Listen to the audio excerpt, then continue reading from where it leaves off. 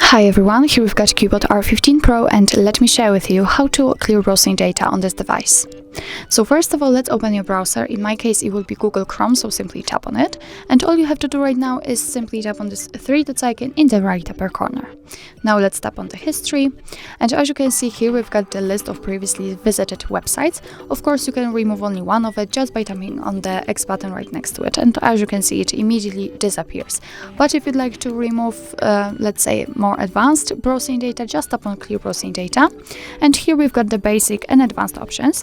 In basics we can remove browsing history, so the websites from the list which I've just shown you, the cookie sensor data and cached images and files, and in advanced we can also remove the saved passwords, autofill from data and site settings. If you'd like to be sure that something will be removed, just make sure that it will be marked just like here.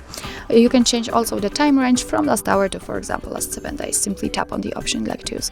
If you're ready, tap on clear data, tap on clear, and as you can see from now on the history is empty, so it means that we successfully removed all browsing data.